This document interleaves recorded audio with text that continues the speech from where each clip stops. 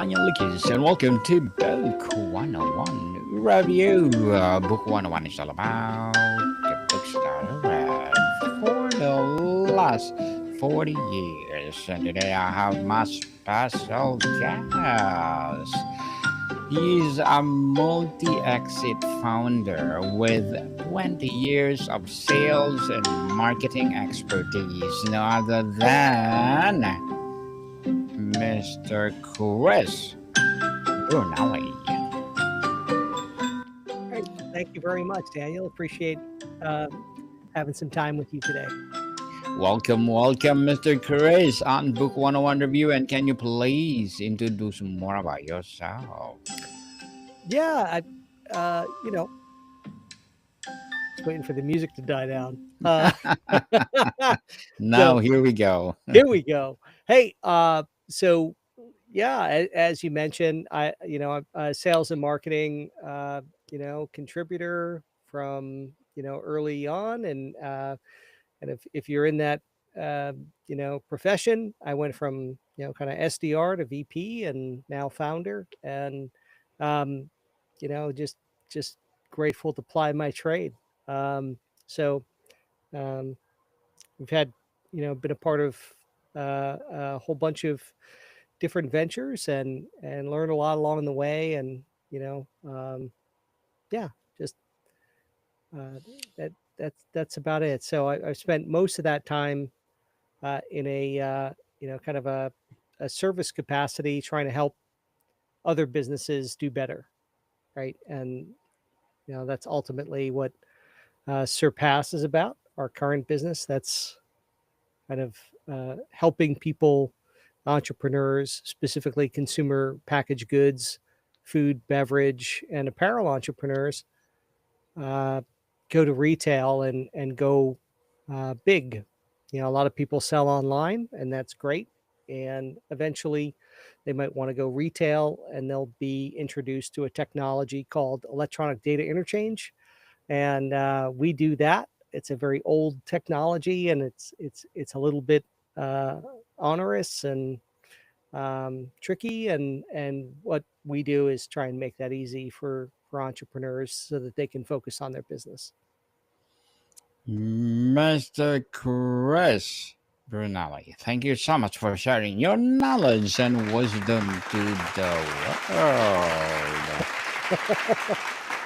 Yes, and today let's talk about the building to scale, how the right system leads or lead to better exits. How does building to scale mean to you, and why is it critical for long-term success? Well, ultimately, Daniel, the you know it it can only be understood in reverse, right? Like history. So um, you have to look at it like each piece of a puzzle, or each brick that builds a wall, or it's a it's something that you can really um, you have to build systems in order to be able to teach those systems to others, and that ultimately leads to the culmination of certain processes that build on each other, and that other departments become interdependent on within your organization, and that ultimately serve the same goal, right? Which is to make your customers successful, right, through your efforts. And if you do that well enough, you might get rewarded with some of their business, and that's what we're trying to do. Um, Very well said, Mr. Chris. Very well said indeed. And when should founders start thinking about scaling at launch, at product market fit, or later? oh, much later. Yeah. Why Um, is it? well, you've got to learn sort of the different work motions in each, um, and then you also have to understand that teamwork makes the dream work, and you have to find the right people. Um, I'm a big fan, since we're talking about books. Vern Harnish, a former CEO, was kind enough to um, kind of introduce me to that, and Vern Harnish's book about scaling up, and walks through the four decisions, and those four decisions around people, strategy, execution, and cash, and the 10 Rockefeller habits, which I won't belabor here, but worth a look.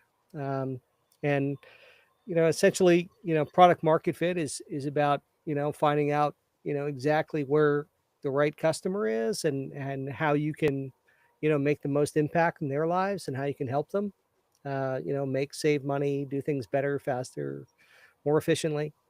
um, but when it comes to scale, right, that's about identifying post product market fit, about what those elements are, right, and how quickly you can start to improve those elements into systemic properties, right, or processes that help you accelerate the business, right. So whether that be through development, right, um, or the sales, marketing, right, the traditional departments. Um, so And Mr. Chris, what are the most common mistakes entrepreneurs make when trying to scale too early? ooh, well, going out of business is running out of cash is obviously the first one that True. comes to mind, right? Exceeding uh, your limits. I think it. You know, the other thing is sort of reconciling a little bit about the the limitations of um, understanding that most um, ventures that are successful are not necessarily the best possible technology, right? It's the customer's perception of value that's more important, right? And their perception of and their understanding of what impact you're having on their lives, that makes a lot more sense than simply um, being the very very best of your particular market. And I think that's a major issue. But scaling too early results in two outcomes, which is if you're bootstrapped, you run out of cash, and if you're venture back, you go back to the well, and you dilute yourselves even further, which ultimately creates problems with motivation, and if people don't feel like they're going to be um, rewarded, right, for those efforts at the end of the day, uh, they'll find something else to do. So I think those are the biggest risks. Biggest risk indeed. And how do you differentiate between growing fast and scaling sustainably? Well, yeah, that is that's the trick, right? It's very easy to put kind of the keep both feet on the gas and the brake, um, and as a person that my pedigree is in sales and marketing, so I'm much more inclined to outgrow and outstrip capabilities, and I always have to keep reminding myself to reel it back in, and to make sure that we're not outstripping our capacity to deliver, or that our promises and expectations of our customers, by way of those promises, don't end up uh, exceeding what we're capable of and what we actually do. So it's very very difficult to um, to for most people to um, put a break on either of those, right? You as a natural sales guy, you want to express how amazing what is, and what's so different about your business. But you have to be careful because there is a fine line between ambition and aspiration, right? For what you want to be as a business versus what you can currently deliver. And those do have to be reconciled with a customer that's expecting a certain outcome for a certain dollar amount. And so you have to be very, very careful and measured as a result, right? But that again comes back to your earlier point about scaling too early, right? Yes. Naturally you wouldn't grab a bunch of salespeople and tell them what the script is, and to go out and deliver that script to potential customers that they might happen to show up on your doorstep, and have all these expectations, and then be able to yeah, deliver or not on that really is the future of the company. Hopefully, with today's amount of transparency with reviews on G2 Crowd and everything else, right? That is it's a lot less than what it used to be. Yes, indeed. So let's talk about the systems and structure. Can you share an example of implementing the right system transform a company growth trajectory? Well, growth is really dependent on all those teams and departments all working together as a single entity, right? That's what really facilitates it. As you alluded to earlier, you can outstrip that capacity, right, by overselling, and underpricing, and really creating a lot of expectations that your team can't deliver on. So you have to be sort of in balance and all in sync. And that's why the executive team has to be really healthy, has to be really aligned, has to be sort of ready to fire on all cylinders, and also understand what the limitations of each, and what the intentions are, and whether or not you can deliver on those. And typically, um, you'll need to also focus on um, each of those systems entirely, right? There's a metrics around development and engineering. There's development around implementation and customer satisfaction, and there's expectations around uh, sales and marketing, and what they're able to do. And if they're not in perfect alignment, you get waste, right? Muda, I think, right, to use the Hmm. Toyota term, Yes. for manufacturing. And uh, so what happens is you end up with somebody out here or there, or someone developing the wrong product, or not delivering things well enough to customer expectation. All those things can fall apart if they're not in lockstep and 100% alignment. And I think that's the number one thing with it isn't necessarily the systems as much as each department's understanding of their system, right? And the interdependence of those departments, right? And how they work together in order to build value for the customer, so that the customer ends up, compensating the business for by way of the value they create. So, um, but anyway, that's just my opinion. So, Opinion is opinion, but well, it helps our listeners and viewers. How do you ensure systems evolve with the company rather than becoming a rigid bottlenecks? oh, that's a good one.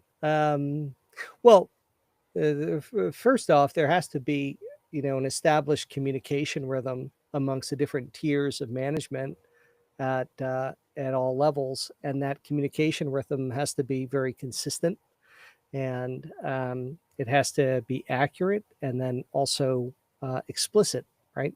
So if there's something that's not working and no one's talking about it, right? What's the problem? Is the problem that it's not Yes. working, or the fact that no one's talking about it, right? And it's always down to the communication, I found. and and then how it's communicated, and how the interdependence between those departments are, kind of understanding and communicating those things, rather than the fact that those systems are disproportionate, right? So for example, let's say sales gets really, really efficient and closes too many customers, right? And then no one can help those customers satisfy what the job that they expected to be done. And then things are out of whack. There's well, one of those systems is really good, and we got to figure out how to get the other one sort of up to scale and performant. Um, so but the bigger issue is how you're communicating between those departments, and how everyone is sort of on the same boat and paddling in the same direction.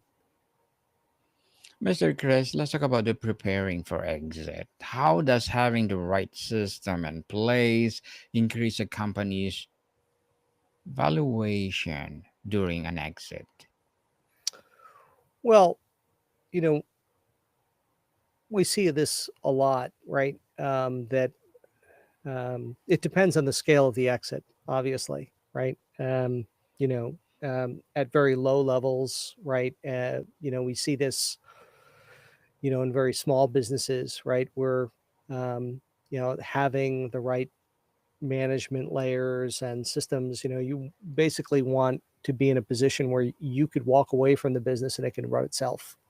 And, I think that that's, what defines exit potential and valuation. A lot of those, right? No one wants to see a huge hole that's left by a founder, right? It just becomes its own operating entity and is able to stand on its own without, the founder, or even the founding team, if it's built correctly. So, um, but there is a lot to say about, having, solid financials, right? And cash management, and right, these things that, that operate at a fundamental level, so that, any business person can pick it up and understand where they're at, and trying to help manage it. So, in most of our customers, we see that manifest in acquiring the right software tools known as ERPs, right? And we make an EDI system that integrates with those ERPs. And by way of that, those ERPs provide a software defined business operating system, such that it makes it very attractive, right, for a potential acquirer to come in and to have that in place, so that they could really understand the business and the different elements, and measurements for who's contributing what and how soon, and from a position of those four principles from Vern Harnishes, right, about what the execution and cash, mostly, right, the third and fourth points. Mr. Chris, as a multi exit founder, what are your short term and long term goals? Well, let's see. Short-term goals. Uh, I, I think, being, a better father, better husband, right? We've been with my wife for 30 years, and I think, long-term goal would be 50. If God willing. So we'll see what happens. I think ultimately business is great. I absolutely love it, but I have to always keep it in check, right? Because it doesn't define me, and I don't think it should define anybody. I think that people are should keep a good head about them in terms of balance and such. But in the same token, I also believe that as a long-term goal, that Surpass could very well change a great deal of the industry, and at a minimum, and hopefully much more than that as we progress as a business. Good luck to your goals, Mr. Chris, and looking forward for more success. And what Yeah. would be your piece of advice for those people out there who want to be like you? Uh, I should hope they'd like to be Is it better. is it hard? That's a Is tough it hard to be question. like you? Well, I don't know. I I would suggest that someone, you know, be very curious, and to be more inquisitive. Um, I think in my earlier years and earlier career, um, you know, the you know, that's the one thing I would probably change. Right, I would be much more, inquisitive and curious about uh, everything, right? And not try and rely on my own judgment of the situation. But there's a tremendous amount to learn, and once you learn that there's an absolute infinite amount of things to learn about most subjects, then you know you can dedicate yourself to that process of learning, which is why we both love books so much, right? Yes, definitely. And thank you for that advice, Mister. And can you please recommend a book or books that influence your journey? Yeah, I would recommend Vern Harnish's Scaling Up, which sometimes gets which does combine a lot of different business concepts, right? From and it includes mentions of Jim Collins, Good to Great, and Great by Choice, and so there's a whole bunch there. But I think Vern Harnish's Scaling Up would be the one that I'd suggest most for the purposes of this conversation. Definitely. And thank you for that recommended book, Mr. Chris. And before we wrap up our discussion for today, I'm inviting you to please do listen to my other podcast, people, because my Abstract Essay is already in fifth season, Abstract Poetry in second season, and my Book 101 review in fifth season too, Comedy 101 in second season, and my Food 101 in fifth season as well, Geography 101 in fourth season, and my baby podcast, Law 101 and Mental Health 101, Love Letters in its first season, and of course, my Movie 101 review and Music 101 in its fourth season as well, and Science 101 and Sex 101 in its first season. Daniel, that is prolific. I'm impressed. Thank you.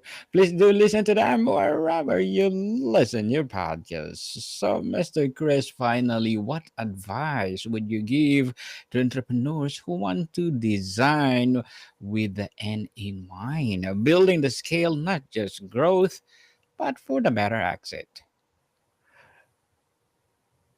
Jeez. Don't fuck up. How's that? True, true. I think Like, just be aware of your fellow humans that you work with, and try and exhibit some compassion. Everyone's trying their best to try and move things forward, and your job is to make sure everyone arrives there ultimately, and so um, teamwork really does make the dream work, and so you've got to be focused on those things, and not everything is going to be head centric or cerebral, right? Some of that's visceral, and yes. you've got to respect both as you plow forward with respect to everybody on the team's feelings and sensitivities and involvement and participation and execution, right? So ultimately that's where I feel it lies. So Yes, indeed, Mr. Chris Brunelli. Thank you all so right. much for sharing your knowledge and wisdom to the world. And tell us, Invisible EDI Compliance Ultimate Growth. Can you expound more about this phrase on your website? Certainly, yeah. So, uh-oh. Go ahead. Does that imply that I'm being timed? Yes, almost. Okay, I'll make it very brief. EDI is a technology that's been around for a long time, right? Over 50 years, and it hasn't changed that much. And most solutions that involve simple mapping and right, they haven't changed that much either. But where we're headed with it, ultimately, as a technology, is point and click. It's instant availability, instant connectivity, instant integration, right? And that's where it's headed, right? CEOs and entrepreneurs of consumer packaged goods companies really don't need to think about all of the idiosyncratic stuff that happens, right, as it relates to EDI. And if we can make that invisible, and if we can make that go away for you so that you can focus on your business, that's ultimately what we want to do. So hopefully that Yes, helps. definitely it helps. And thank you so much for sharing your knowledge and wisdom to the world. So, can you please invite our listeners to support your advocacy, your business, or whatever projects that you're doing right now? Certainly. Please go to surpass.biz if you think we can help you in any way, or even if you're just curious about what electronic data interchange is, or how businesses like that use it. Happy to help, and we're an open book. So come on down and help us understand how we can help you.